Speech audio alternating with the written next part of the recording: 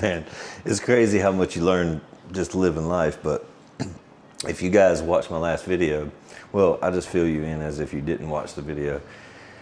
I'm over here in the Philippines. If you've watched any of my vlogs at all, I moved to the Philippines in 2025.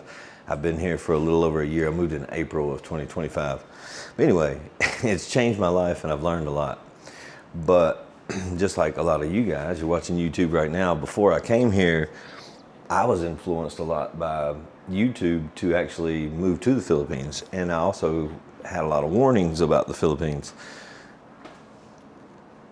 And one of those warnings was, or one of the things that I heard people say a lot was talking about a skin tax. Because you're a foreigner, some people will charge you higher prices. And I personally experienced that on a very small scale, and I didn't mind it. Whether it's right or wrong, you know, I understand. When you're here and you see the actual poverty, regardless, sometimes you got to do what you got to do to get by. But on the flip side of that coin, it's different whenever big corporations or businesses seem to be doing the same thing.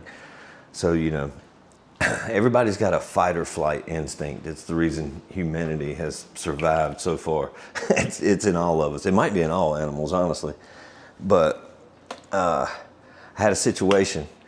I came here with intentions on staying single. And if you come to the Philippines, you'll find out very fast that that is actually not an easy task. But anyway, met a girl named April, and I just couldn't help it the way that her life was. Like, if you come over here and you have any kind of compassion whatsoever, it don't necessarily even have to be a girlfriend, just people in general. If you have the means to help, you probably won't be able to help yourself if you have compassion or any kind of empathy for people. And I'm that way. I've always actually been that way. It doesn't make me a good person or anything, because I'm not by far. But I am honest, or at least I try to be the best I can. But anyway, I've helped her out a lot since I've been here, because I fell in love, to be honest. Wasn't intentional, but it just happens to us fellas. We're suckers, you know what I mean? For the most part, or at least I am. Can't speak for everybody. But anyway, ended up helping her out, helping the family out with some different things. Didn't cost a lot of money. Like, you'll hear a lot of people talk about, oh, scammer this and scammer that. It depends. If you're living on a very fixed income, here, $200 is more than 10,000 pesos. So you could actually change someone's life for that amount of money. I know it sounds crazy, but it would probably be the equivalent to like an extra $5,000 in the US. And I know that's not necessarily life-changing for either the Philippines or United States or any Western country, but it would be a big leg up. It would help tremendously if someone handed you $5,000 in the United States today. It might not change your life, but it would definitely straighten some things out, get rid of some debt, so on and so forth, catch up bills. But anyway, I had an incident. And if you go back and watch the last video, some of this will make more sense. But anyway, she had a large mass. It's a myoma. It's a common problem. Apparently it's hereditary, and a lot of females in the Philippines have this problem. Not just myoma, but just any issues like that with intestinal stuff. And I don't know, I'm not a doctor, but it is common. And a lot of her sisters have had similar things, but hers was very large. It wasn't life-threatening, it wasn't cancerous or anything like that, but as she grew older, this thing doesn't stop growing. It just keeps growing and growing and growing, so it can cause a lot of problems later in life, make her uncomfortable, could give her like a lot of issues with her stomach later in life. So I decided I wanted to take care of it, and if you go back and watch the last video, you'll see that we originally had an appointment for Thursday, which is now yesterday, and this appointment was set. We had a time to be there for about a week, and then they called on Monday of this week and said, hey, you guys can come in Wednesday. And we had thought that, they just had an opening slot. We was like, all right, cool, we get to go a day early. But when we went in there, they separated us first, which the reason I was, if you've seen the thumbnail, it said fight or flight. This is what I wanted to explain.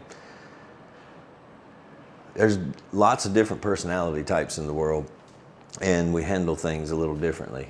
I'm not a fan of hospitals, dentists. I don't think too many people are. Well, actually, some people love going to the doctor or finding out what's wrong. Me, I'm one of those. I'll find out when I die type guy. Whether that's smart or not, I doubt it. But anyway, I don't like them. I don't like hospitals. I don't like funerals. It's not. I don't think it's a fear of death. It's just all the doom and gloom. It messes with me. Makes me very stressed out, as it does most people. And hospitals are a high stress place. No matter what you're going to the hospital for, if it's a good or a bad thing, but pretty much the only good things I can think of at the hospital is, birth of a child. But even then, the hospitals, the people at the top can take advantage of your emotions, whether those emotions are fear from losing a loved one or happiness from getting a new loved one. It's still a big emotion for a lot of people that are going to the hospital. And I didn't know, because I'm not a fan of hospitals, I didn't go to the doctor a whole lot, just when I had to, pretty much. And I hadn't even had a whole lot of emergency room experiences, maybe 3 or 4 in my whole life. Paid insurance. I paid for all the medical stuff that I could afford, but I never used it. My family did some, but not much. But I said all that to say this. We get in there on Wednesday, and the girls that are working, which I noticed at the hospital, it's usually packed, but on this particular day, it was like empty. There was hardly any patients and a lot of staff. So, that I'm already looking for red flags because my emotions is high. I'm not even thinking about the money. I'm just thinking I'm at the hospital. Someone I care for is, going in here for surgery. Even though it's the most common female surgery, or one of the most common female surgeries done on the planet, it's still just, it's surgery. So I think it's serious. And I'm trying not to show it, but she's cool as a cucumber. April didn't even care. She's happy. She was excited to have it removed because it makes her belly stick out a little bit and she feels self-conscious about it. So she's happy and I'm stressing out. So we get in there, first thing they do is they separate us and they go set her down at this desk, and a lot of these people you can tell that do the business side of the hospital work, they're talking to her and they're surrounding her. It's like 6 of them. And I'm over here just sitting in a chair like, this is, don't feel comfortable, but like I said, I'm looking for red flags. It's just instinct, man, it's fight or flight. You see, or you think that there's danger there, these are the 2 instincts. In my opinion, I think this is the base of all of our survival for sure, but I think it's the base of a lot of the problems that we cause for ourselves and a lot of the solutions. I think it starts here. But anyway, they tell her what they tell her, and then she comes over to me with this stressful look, and she sits down beside me and says, hey, today is a holiday and everything's going to be 40% more because it's a holiday. Immediately, my temperature rose and I was like, oh man, this was my first experience with a skin tax. It's because they know that she was with a foreigner. I went with her to the very first visit to the surgeon. I was with her side by side every step of the way. And I was like, holy cow, this is what I seen on YouTube. This is what everybody's talking about. This is crazy. And 40%, I can't believe they went that high, If they would have probably said 10 to 15%, I probably would have just accepted it and be like, okay, my money's got a lot more value here. I understand it and I accept it. Even if it's not right, I probably would have. But 40%, that's a huge difference. The original price that they had told me was 100,000 Filipino pesos, which is that much in USD. And, just quick math from what April's telling me. And she's, stay with me because she's actually telling me more than I'm hearing. But at this point, my mind's racing because, you know, my emotions was already high. When you care for someone and they're going to be under someone else's care, and it's up to someone else to, you know, if they, in my mind, live or die, it's you feel helpless a little bit, or at least I do. And it, you know, sometimes some people handle stress a little different than others. Some people get very sad and bite their nails. Some people get angry, and I'm one of those people. I can't help it. I don't mean to do it. It's just something that I do. So I try to avoid it. I try to take flight to keep from starting a fight, if that makes any sense. Because I've found out that's got me in a lot of trouble in the past. So I've learned, you know, to mature. Sometimes it's better to cool off before you say anything. And, you know, that's what I've learned to be the best for me anyway. But anyway, when they told me that was the first thing I thought. I thought it was a skin tax. And today I'm pretty sure, I can't say if it was or wasn't intentional, but I got some good excuses, if nothing else, and I believe them. And I'll explain everything. Just stay with me. I don't have a script or anything. I think these things out. I just came home from the hospital to take a shower and go right back. She's actually in surgery right now. Yeah. And everything's good. But anyway, when they told us that, I did the quick math. I was like, okay, it went from 100,000 to 140,000 US in Filipino pesos, and 140,000 Filipino pesos is that much in USD. So it jumped, you know, pretty significant.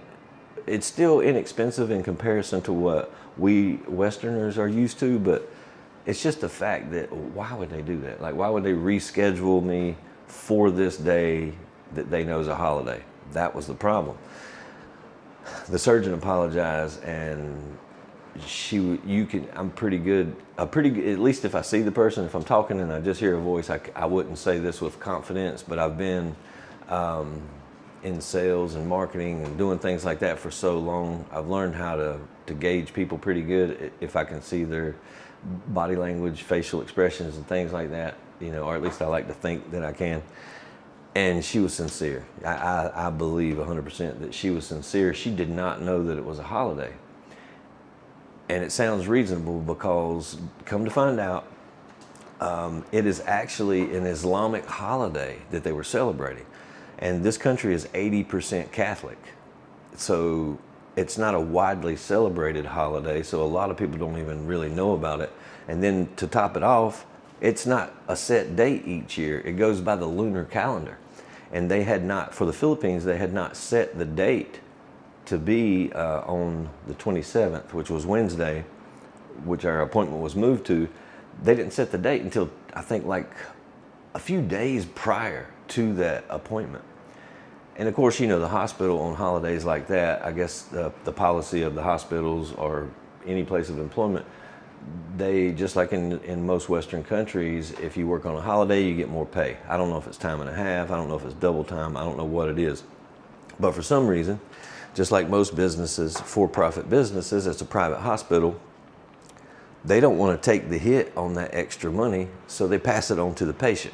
Now, me personally, I don't believe it was a skin tax, but I believe that is just a portion of what's wrong with society. Because somebody at the top, you know, they put thought into this, and they said, okay, yeah, we're going to celebrate these holidays, and on these holidays, we're going to give our staff more money because they come in to work on these holidays, even though it's not a widely celebrated holiday for the Filipino people. They're going to give them more pay, or they at least tell them they're going to give them more pay, but really it's just they're going to raise the prices for the patients who's already got high emotions, whether they're having a baby or their loved one is sick or needing surgery or something like that. They're going to take advantage of that and prey on those emotions because it's that fight or flight thing is the reason we go to the hospital most of the time, unless it's a birth. You're fighting for survival, or, you know, that fear. This is a place that you go for safety. And I don't believe that that's right. I don't believe it's a skin tax because apparently, after doing a lot of research, this is common in the United States, all over the world. This is common for them to charge on holidays. And if you're watching from the United States, it's something that you and I might not even know about, because what we're accustomed to is they don't even tell us the price. They don't tell us the price before we go most of the time. A lot of times they make those deals with the insurance and things like that, and behind closed doors. But apparently that's true at most hospitals. Most private hospitals are going to charge higher prices to their patients on holidays. Now, commonly, according to ChatGPT, it's usually only 10 to 20% increase in the price for that day. And at the time when that happened to me, it wasn't actually, I wasn't hearing April correctly because my emotions was high. And when she told me, she didn't really explain this part until later on. Like, she had heard that part, but when she was talking to me, she had just said, hey, it's going to be 40% more. But it was only for the labs, which still isn't right. You know, it doesn't matter if it was just for one medicine. 40% increase because of the date doesn't seem right, but it comes, like most things that are wrong with the world, in my opinion, it comes from the top. It comes from the top of the corporate ladder of why these prices were going to be that way. And it wasn't just me because I was a foreigner, because actually, since going to the hospital, I've spoken with other Filipinas and Filipinos on accident that experienced the same thing. So a lot of these people will go to the hospital, even the Filipino people, under that situation. They've got public hospitals, so there's a lot of solutions to it. It's not their only avenue. But to get, you know, if you want to go to a private hospital, that's just the price you're going to pay.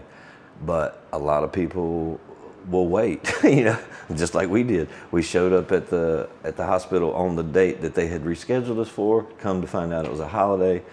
And initially I thought it was going to be, you know, that 40% more on the, go from 100,000 pesos to 140,000 pesos. And I was like, no, I'm adding it up in my head. And I even say that in my last video. 40,000 pesos is enough money to buy 2 round trips to Manila and go to St. Luke's, which is one of the best hospitals in Southeast Asia. And I was like, well, why wouldn't I do that? Why would I pay that additional price to do it here in Dumaguete, which is a great hospital. It's ACE doctors, great staff, but the staff they're constrained by the rules. They're constrained by the policies of the rule makers. And the rule makers, more than likely, probably aren't even in Dumaguete. Might not even be in the Philippines. It depends on who those, how far that corporate ladder goes up. It might be in the United States for all I know. I didn't do any research on that one, but it is common. The only uncommon part is for a hospital to actually tell us what the price is going to be before we get the work done. But the moral to this story is I believe that, you know, a lot of us will jump to conclusions like I did, and, you know, and think the worst initially. But after speaking to the surgeon, I could see her point. She's got a busy schedule. She's a surgeon. So she wasn't even thinking about the holidays. She was just thinking, I've got time to go ahead and get April in here Wednesday, and she's got to be in Cebu tonight, which it's Friday now. So that's what she was thinking. She was just trying to utilize her time wisely. And she apologized, and she understood the way that I was viewing it, and even April was viewing it that way too. Like, dang, that's messed up. But it isn't. After calming down and those emotions go away, and, you know, and I probably was influenced by YouTube videos, to be honest with you, because you hear it so much, and it does happen. I've experienced it, but it's not everybody. It's not the entire Philippines. You can't judge an entire nation based off of a few bad actors.